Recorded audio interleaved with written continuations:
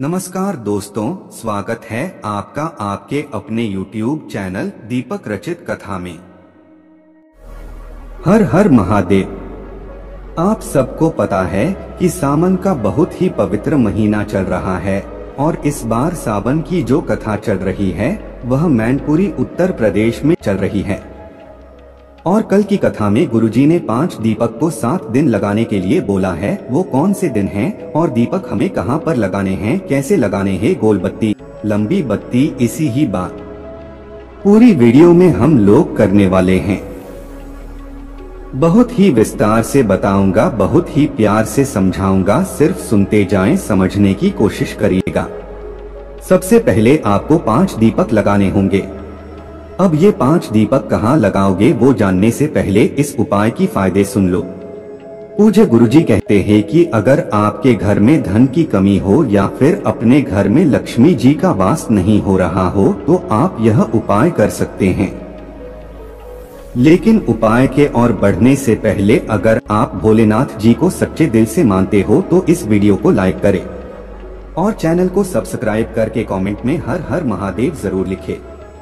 देखिए, गुरु जी कहते हैं अगर आपके घर में धन की कमी हो, कर्जे बढ़ते जा रहे हो तो यह उपाय आप कर सकते हैं।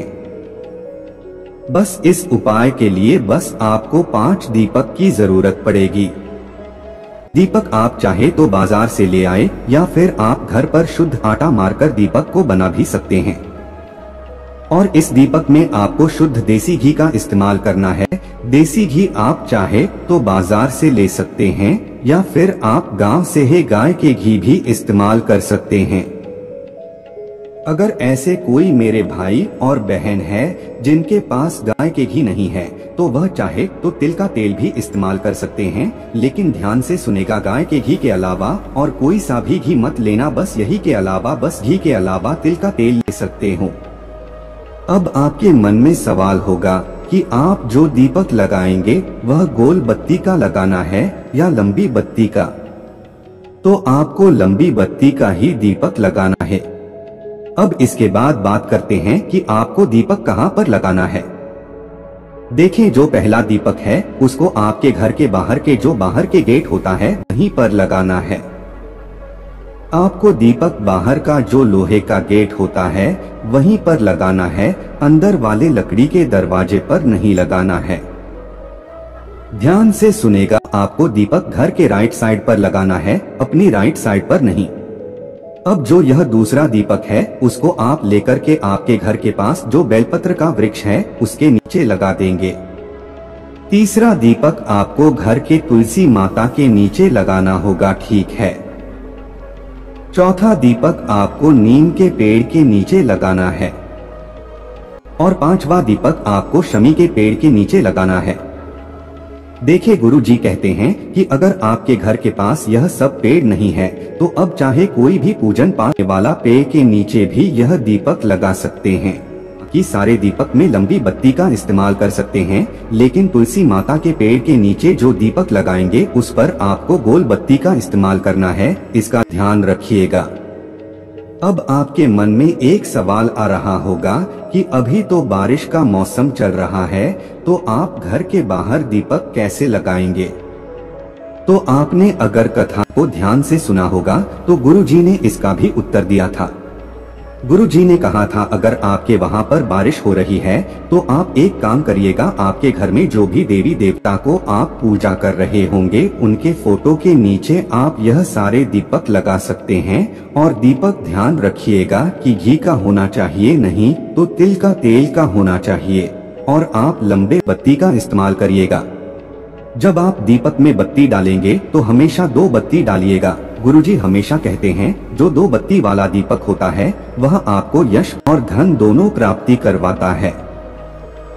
अब उसके बाद जब आप दीपक को प्रज्वलित करेंगे तो ध्यान रखिए कि दीपक का मुख जो है वह दक्षिण की दिशा में नहीं होना चाहिए। दक्षिण को छोड़कर कोई भी दिशा हो तो चलेगा, बस दक्षिण दिशा नहीं होनी चाहिए।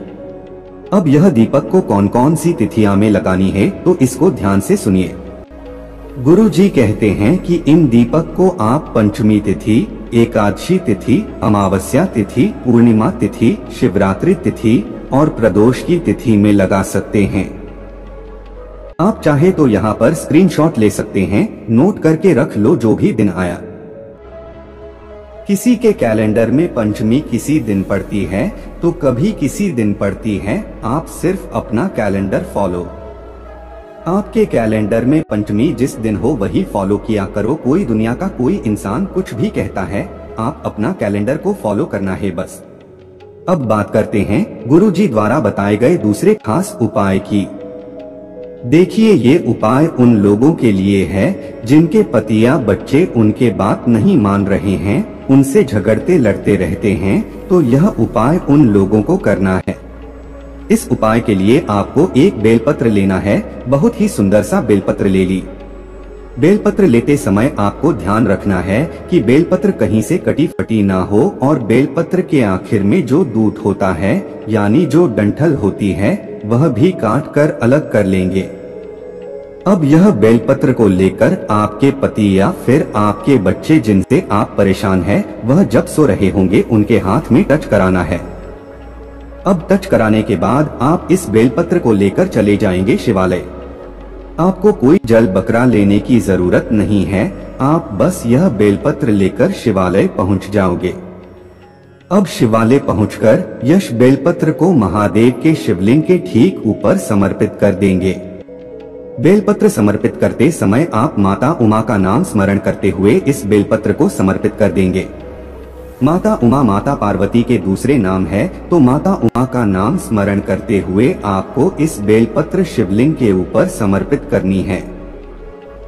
शिवलिंग के ऊपर पत्र समर्पित करोगे तो बेलपत्र का जो डंडी है वह रहेगी जराधारी की तरफ और बेलपत्र का जो अग्रभाग है वह रहेगी आपकी की तरफ। इतना करने के बाद आप हाथ जोड़कर माता उमा से प्रार्थना कर लेनी है कि है माता उमा, आप मेरे पति या बच्चे जिनकी वजह से परेशान हो तो उनके सद्बुद्धि प्राप्त करें, उनका मन चंचल हो रहे हैं, उनको चंचलता दूर करें। अगर आप ऐसे आप प्रार्थना कर सकते हैं।